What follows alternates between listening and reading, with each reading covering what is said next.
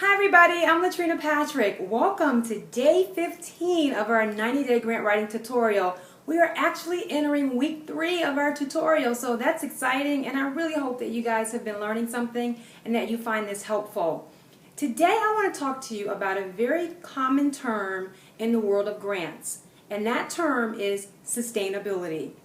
Sustainability is something that is very key to federal and state applications, and it may not be as blatant in the funding announcement as it is with the government. Private and corporate foundations really care about it too, so let's talk about what that is. Sustainability is about whether or not you will be able to sustain your program after your funding has run out.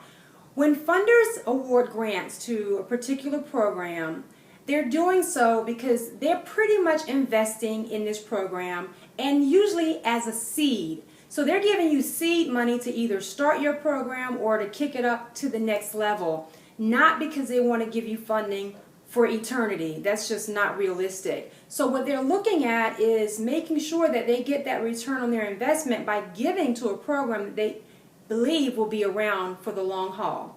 So what they're looking at is your community involvement, your community partners. That's one of the best ways to demonstrate your sustainability. If you have a community that has rallied around you and supporting what you're doing, but not only supporting, but have bought into what you're doing, that's a really good indication that your program is going to be around. A part of sustainability is funding, so they do want to see that you have other funding streams coming in and that you have ways to survive once their funding runs out, because the average grant cycle, at least for the government, is going to be about 3 years, and that's sometimes continuous regardless of what you prove year to year, but the majority of time it's based on the results that you produce every year, and then they'll reevaluate to see if you will continue to receive funding.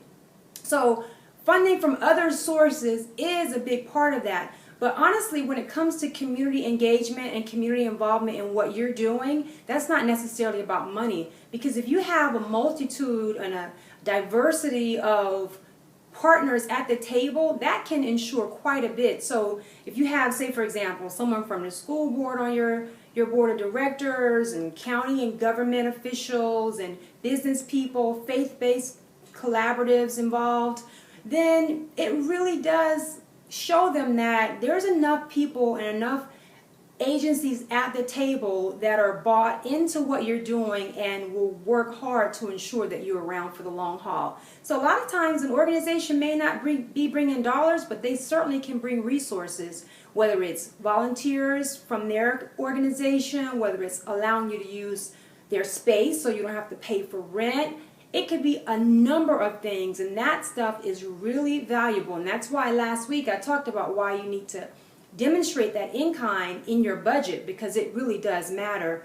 So in summary, just make sure that you are demonstrating that your program will be around for the long haul. Nobody wants to invest in a program that they don't think is going to be around once the funding goes away. They want to make sure that they're giving into something that has the potential to be around for quite a bit of time. That's a really great return on their investment.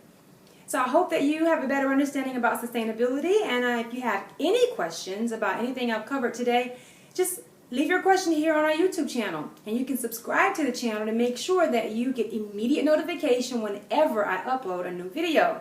I also send out weekly email updates to let you know what I'll be covering that week in the tutorial. So if you want to get a sneak peek at what's coming up, subscribe to my email updates at my website, www.greatervisionconsulting.com. And as a gift to you for doing that, I'll send you a Grant Writers Toolkit, which includes a budget template, sample letters of support / commitment, proposal template so you'll know what goes into a proposal when you're not submitting for, say, a government agency, and also some referrals and resources for that new grant writer that's going to help them be more successful.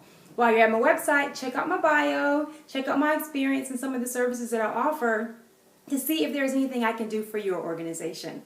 I hope you've learned something today. I've enjoyed our time together, and I look forward to seeing you tomorrow. Bye.